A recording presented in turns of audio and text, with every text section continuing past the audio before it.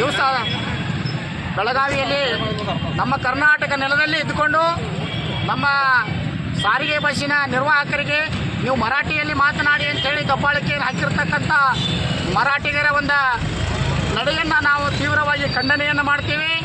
ಅದರ ಜೊತೆಗೆ ನಮ್ಮ ಕನ್ಯೆ ಮತ್ತು ಚಾಲಕರಿಗೆ ನಿರ್ವಾಹಕರಿಗೆ ಅನುಚಿತವಾಗಿ ವರ್ತನೆ ಮಾಡಿದ್ದಲ್ಲದೆ ಯುವಕರ ಗುಂಪನ್ನಿಂದ ಕಿಡಿಗೇಡಿಗಳ ಕಡೆಯಿಂದ ಅವರ ಮೇಲೆ ಹಲ್ಲೆ ಮಾಡಿಸಿ ಅವರಿಗೆ ಮಾರಣಾಂತಿಕ ಹಲ್ಲೆಯನ್ನು ಮಾಡಿರ್ತಕ್ಕಂಥ ಆ ಘಟನೆಯನ್ನು ನಾವು ತೀವ್ರವಾಗಿ ಖಂಡನೆಯನ್ನು ಮಾಡ್ತೀವಿ.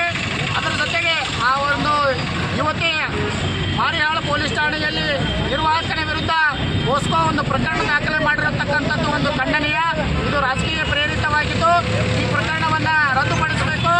ಮತ್ತು ಈಗಾಗಲೇ ನಮ್ಮ ಕರ್ನಾಟಕದಿಂದ ಅನೇಕ ಬಸ್ಸುಗಳು ಮಹಾರಾಷ್ಟ್ರ ರಾಜ್ಯಕ್ಕೆ ಹೋಗ್ತಕ್ಕಂಥದ್ದು, ಮಹಾರಾಷ್ಟ್ರದ ಅನೇಕ ಬಸ್ಸುಗಳು ನಮ್ಮ ರಾಜ್ಯಕ್ಕೆ ಬರ್ತಕ್ಕಂಥದ್ದು ಒಂದು ಸೌಹಾರ್ದಿತವಾಗಿ ಇರತಕ್ಕಂಥ ಸಂದರ್ಭದಲ್ಲಿ ಕನ್ನಡಿಗರ ಮತ್ತು ಮರಾಠಿಗರ ಬಾಂಧವ್ಯವನ್ನು ಕೆಡಿಸುವ ಉದ್ದೇಶದಿಂದ ಕೆಲವು ಕಿಡಿಗೇಡಿಗಳು ಇಂಥ ಒಂದು ಕೃತ್ಯವನ್ನು ಮಾಡ್ತಾ ಇದ್ದಾರೆ.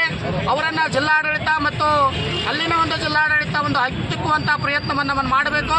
ಇಂಥ ಘಟನೆಗಳು ಮೇಲಿಂದ ಮೇಲೆ ನಡೆಯದಂತೆ ಜಿಲ್ಲಾಡಳಿತ ಒಂದು ಕಟ್ಟುನಿಟ್ಟಾದ ಕ್ರಮ ಕೈಗೊಳ್ಳಬೇಕು ಅಂತೇಳಿ ನಾವು ರಕ್ಷಣಾ ವೇದಿಕೆ ಶಿವರಾಮೇಗೌಡ ಬಣದಿಂದ ಆಗ್ರಹ ಮಾಡ್ತಾ ಇದ್ದೀವಿ.